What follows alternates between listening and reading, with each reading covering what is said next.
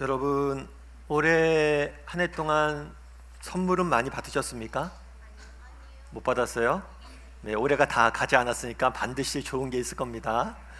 올해 여러분들이 받은 선물 중에서 가장 기억에 남는 것은 무엇입니까? 우리 한번 옆 사람에게 물어볼까요? 올해 받은 선물 중에서 가장 기억에 남는 건 뭘까요? 한번 여쭤봤으면 좋겠습니다.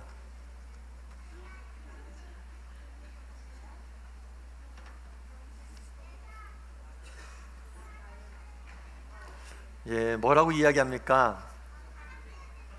찬양대의 대상이에요? 올해 받은 선물 중에서 가장 기억에 남는 게 뭡니까? 물었을 때 당신이야 라고 이야기하면 더 좋겠죠.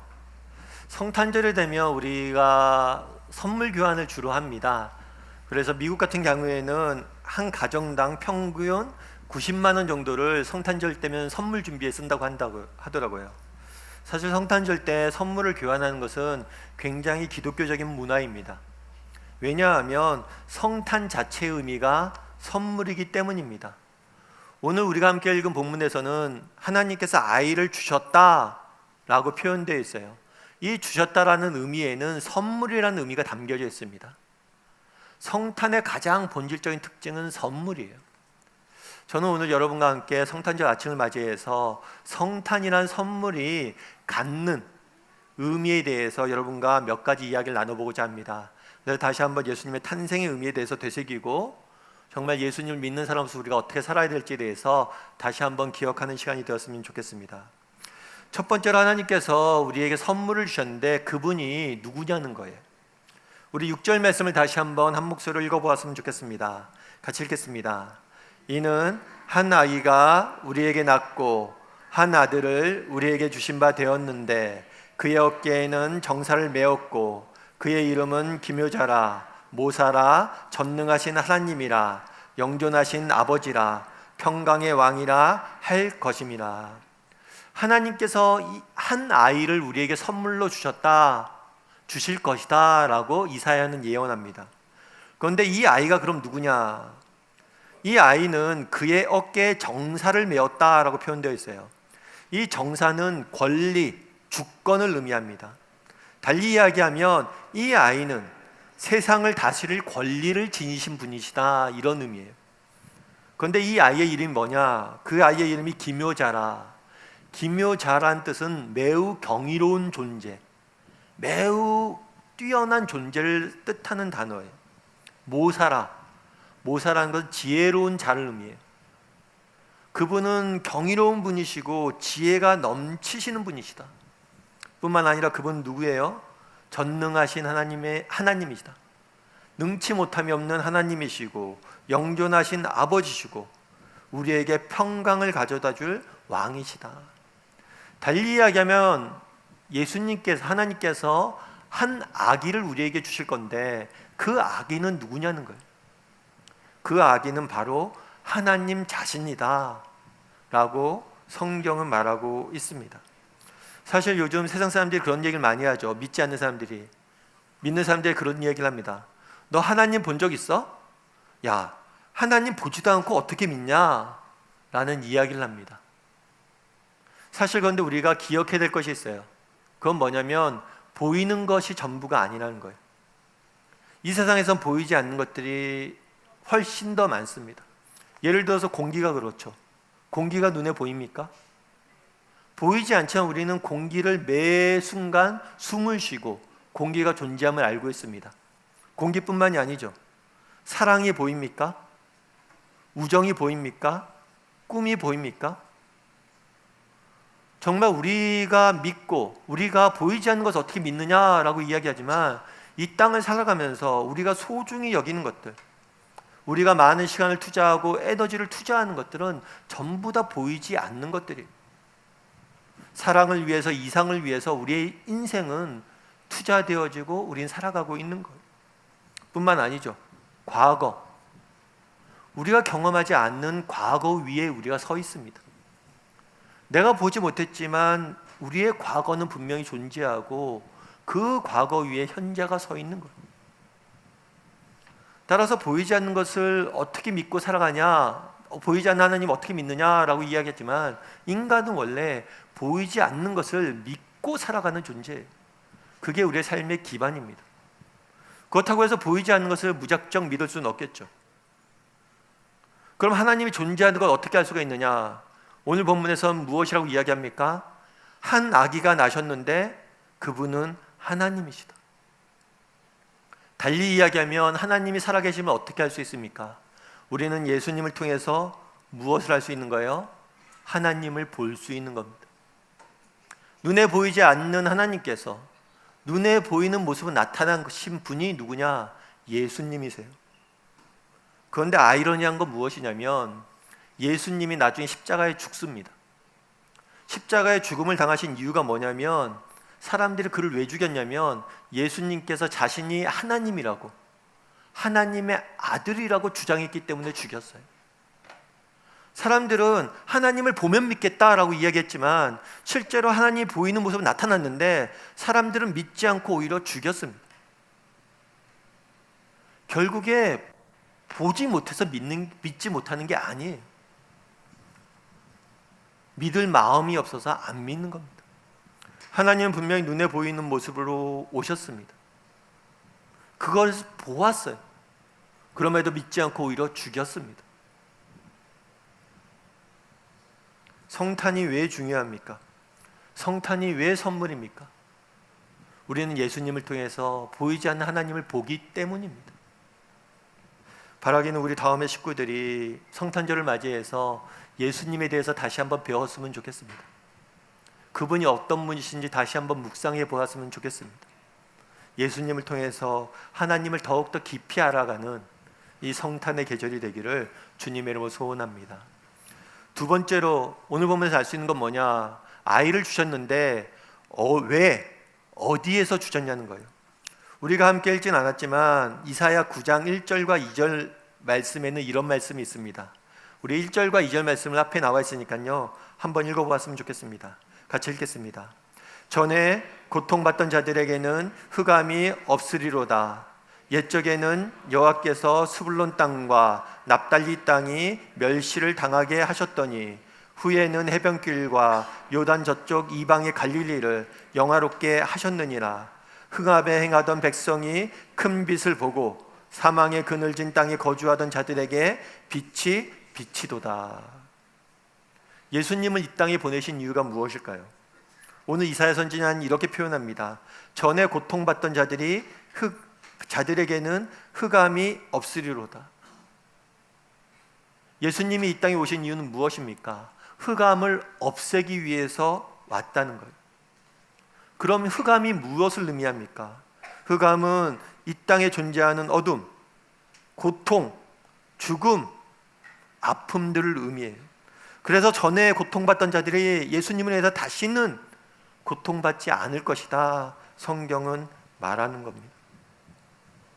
예수님이 이 땅에 오신 이유는 무엇입니까?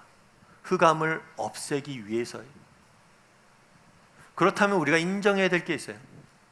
흑암을 없애기 위해서 이 땅에 예수님이 오셨다는 사실을 이전에 우리가 인정해야 될 건 뭐냐면 우리가 흑암에 있었다는 사실이에요. 우리가 어둠 가운데 있었다는 사실입니다. 앙리 베그르송이라는 철학자가 있어요. 이 사람은 니체와 더불어 현대 철학을 이끈 굉장히 뛰어난 인물입니다. 그런데 앙리 베그르송이라는 사람에게 일본에 있는 어떤 원로 철학자가 한번 이 사람을 만나서 물어본 적이 있어요. 특별히 1차 세계대전이 일어난 이후에 1차 세계대전의 만행을 지켜본 다음에 이 사람한테 물었어요. 인류에게 희망이 있는지 물었어요. 그랬을 때 이 베그르송이라는 철학자가 이런 얘기를 했습니다. 지금까지 저는 그렇게 믿고 살았습니다. 인류에게 희망이 있다고 믿고 살았다는 거죠.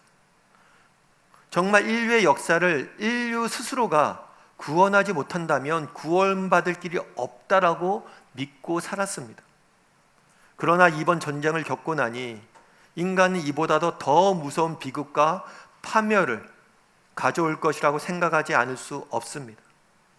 인간은 인간을 구원할 수 없습니다. 인간만이 소망이다. 인류가 인류를 구원하지 못한다면 우린 결코 어디서 소망을 찾을 수 없다. 그리고 인간의 이성과 지성과 합리성과 과학기술의 발달에 소망을 두고 살았는데 세계대전을 겪고 나서 무엇이라고 결론 내린 거예요? 인류에겐 소망이 없다는 거예요. 나중에 이 베그루송이라는 철학자는 죽기 2년 전에 그리스도를 영접하게 됩니다.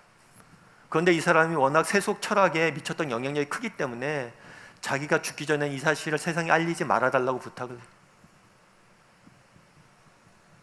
그날에 하나님께서 이야기합니다. 왜 이 땅에 오셨습니까? 흑암을 없애기 위해서 오셨습니다. 인간은 스스로를 구원할 수 없는 존재예요. 인간의 지성과 이성과 인류에 이런 것엔 소망이 없었어요. 그래서 누가 오신 겁니까? 예수님이 오신 거예요. 예수님이 이 땅에 오신 이유는 무엇입니까? 흑암에 있는 우리들에게 빛을 주고 고통과 아픔과 죽음으로부터 영원히 해방시켜주기 위해서 이 땅에 오셨습니다. 그런데 오늘 본문에 보면 왜 오셨냐 뿐만 아니라 어디서 오셨는지를 알려주고 있어요. 뭐라고 되어 있냐면 옛적에는 여호와께서 스불론 땅과 납달리 땅을 멸시당하게 하셨더니 후에 해변길과 요단 저쪽 이방의 갈릴리를 영화롭게 하셨느니라. 무엇을 예언하셨냐면 예수님께서 이 땅에 오실 텐데 이 예수님께서 갈릴리 지역에서 활동을 하시며 갈릴리 지역에서 정말 복음을 전하게 될 것이다 라고 예언을 하신 거예요. 사실 우리가 이제 지도상으로 보면 이 갈릴리, 오늘 본문에 나오고 있는 스불론, 납달리 땅은 저 북쪽 땅입니다. 이스라엘 지역의 북쪽 땅이에요. 그런데 오늘 본문에서 뭐라고 표현되냐면 이방의 갈릴리라고 표현되어 있어요. 이방의 갈릴리. 이방의 갈릴리라는 이방이라는 뜻은 뭐냐면 버림받은 땅이란 거예요. 그 당시 유대인들의 사고 속에서 이방, 그러니까 이방인 하면 동물보다 좀 나은 존재예요. 사람이라고 보지 않았어요. 이방의 갈릴리, 짐승 같은 인간이 사는 땅. 그런데 그 땅이 어떻게 될 거라고 이야기한 거예요? 그 땅에서 예수님이 나실 것이다. 사실 예수님이 그 땅에서 난다는 건 상상할 수도 없는 일이에요. 예를 들면 그런 거예요. 조선시대 어떤 예언자가 나타났어요. 그 예언자가 언젠가 대한민국이라는 나라를 다스릴 대통령이 날 텐데 그 대통령이 북한 땅에서 날 거다. 남북한이 갈려질 것이고 북한이 공사될 텐데 북한에서 대한민국을 다스릴 대통령이 날 거다. 그런 예언을 했다고 칩시다. 그걸 누가 받아들이겠어요? 그런데 이미 성경은, 이사야 선지자는 이미 예수님이 태어나기 수백 년 전에 그가 어디서 어떻게 태어날 것이고 무슨 일을 할 것인지를 다 예언해 두셨어요. 사람들이 그런 이야기를 합니다. 우리 믿는 사람들에게 성경이란 게 인간이 쓴 책이 아니냐고. 인간이 쓴 책인데 왜 자꾸만 기독교인들은 하나님의 말씀이라고 그러냐고. 내가 봤을 때 다 인간이 쓴 거 아니냐고. 어떻게 하나님 직접 쓰셨냐고. 맞아요. 인간이 썼습니다. 이사야가 썼어요. 그런데 문제는 도대체 인간이 썼다고 하기에는 도저히 받아들일 수 없는 놀라운 특징들이 있다는 거예요. 어느 누가 어떻게 조선시대에 사는 사람이 오늘 남북한이 나누어질 것이고 북한 땅에서 만약에 이런 일들이 일어날 거다 누가 예언할 수 있냐는 거예요. 윌버 스미스라는 사람이 이렇게 이야기합니다. 고대 사회에는 예언이라는 미래를 예측하는 여러 가지 다양한 수단들이 있었다. 그러나 헬라와 라틴의 문학 전반을 통틀어 보아도 그들이 비록 예언자와 예언이란 말을 사용했지만 먼 미래에 이루어질 위대한 역사적 사건에 대한 구체적인 예언도 인류를 위해 올 구원자에 대한 예언도 찝어낼 수가 없다. 마호메트 교회는 마호메트가 탄생하기 수백 년 전에 그가 올 것을 예언한 글귀를 집어낼 수 없다. 또한 이 나라에 있는 어떤 신흥 종교의 창시자들도 그들이 나타날 것을 명확하게 예언하고 있는 고대의 문서를 정확하게 골라내지 못한다. 왜 우리가 성경을 하나님의 말씀으로 받아들입니까? 정말 인간이 썼다고 할 수 없는, 정말 하나님만이 쓸 수밖에 없는 그런 특징들이 있기 때문이에요. 오늘 이사야 선지자는 이렇게 이야기합니다. 예수님이 탄생하기 전에 수백 년 전에 너희를 구원할 하나님께서 구원자를 보낼 거다 약속을 해요. 그리고 수백 년이 지난 그때 정확히 하나님께서 예언하신 그대로 예수님께서 이 땅에 오십니다. 성탄절이 왜 선물입니까? 성탄이 되면 우리는 왜 기뻐해야 됩니까? 예수님의 탄생을 통해서 우리는 무엇을 봅니까? 신실하신 하나님을 만나게 돼요. 우리를 사랑하셔서 자기 아들까지 내어주시는 하나님, 우리에게 약속을 주시고 반드시 이루시는 하나님. 바라기는 우리 다음의 식구들이 성탄절을 맞이해서 이 신실하신 하나님에 대해서 다시 한번 묵상할 수 있는 시간들이 되었으면 좋겠습니다. 정말 우리에게 약속을 주시고 그 약속을 반드시 이루시는 하나님, 그 하나님을 바라볼 수 있는 우리 다음의 식구들이 되기를 주님의 이름으로 소원합니다. 2차 세계대전 당시에 있었던 일이에요. 2차 세계대전 당시에 중국에서 선교사로 일하던 글래디스 A 월드라는 여성분이 계셨어요. 근데 2차 대전이 일어나기 전에 일본 군대가 중국 북부를 침략했습니다. 그녀는 그런데 고아원을 하고 있었어요. 그래서 고아원에서 100명의 아이들을 돌보고 있었는데 일본군이 쳐들어오니까 아이들을 데리고 피스진을 가게 됐어요. 고아들을 데리고 험한 산길을 따라가는 것은 매우 힘든 일이었고 그녀는 우리가 안전하게 피하게 될 거라고 여기지 않았어요. 기대가 없었어요. 그래서 걱정하다 보니까 뜬 눈으로 밤을 지새우고 있었습니다. 그런데 어떤 13살 난 어린 소녀가 모세가 홍해를 갈랐던 이야기를 다른 아이들에게 해주고 있었어요. 그러고 하나님께서 모세가 홍해를 갈랐던 것처럼 하나님께서 우리를 지켜줄 거라는 얘기를 13살의 아이가 하고 있었던 거예요. 옆에서 이 이야기를 듣던 A월드라는 선교사님이 그런 얘기를 했어요. 이 사람이 무슨 얘기를 하냐면, 하지만 난 모세가 아니야. 그러자 그 소년이 이렇게 얘기했어요. 물론 아니죠. 하지만 여호와는 여전히 하나님이세요. 이 선교사님은 그때 그 소녀가 했던 말이 자신의 인생에 가장 기억에 남는 말이 되었다고 이야기를 해요. 13살 난 아이도 이야기하는 거죠. 여호와는 여전히 여호와시다. 그날에 하나님께서는 약속을 주셨습니다. 그리고 그 약속을 반드시 이루셨어요. 약속대로 아들을 보내주셨어요. 그 신실하신 하나님은 여전히 신실하신 하나님이십니다. 그분이 우리의 인생을 여전히 신실하게 일하실 거예요. 그래서 우리로 하여금 이 흑암에서 우리를 해방시켜 주실 겁니다. 바라기는 우리 다음의 식구들이 신실하신 하나님을 다시 한번 돌아보고 그분을 의지하고 그분을 바라볼 줄 아는 성탄의 아침이 되기를 주님의 이름으로 소원합니다. 마지막으로 오늘 본문에서 알 수 있는 건 뭐냐? 어떤 모습으로 오셨냐는 거예요. 6절 말씀을 다시 한번 읽어보았으면 좋겠습니다. 같이 읽겠습니다.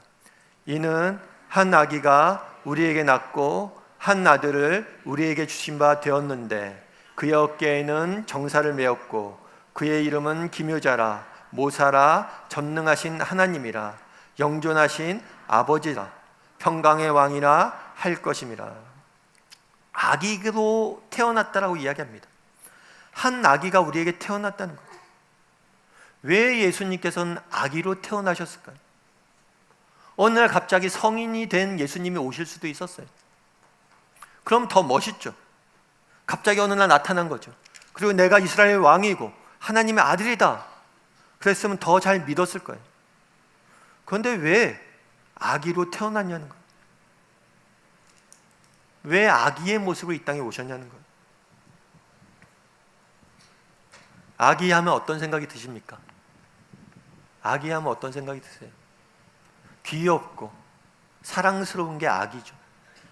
그런데 가장 무능한 존재가 또한 아기예요. 아기는 아무것도 할 수 있는 것이 없습니다. 가장 무능한 존재가 되셨다는 것, 가장 의존적인 존재가 되었다는 것, 정말 다른 사람의 도움이 없이는 단 한순간도 살아갈 수 없는 존재가 되었다는 것. 하나님께서, 하늘에 계신 영존하신 하나님께서, 전능하신 하나님께서 가장 무능한 존재가 되신 거예요.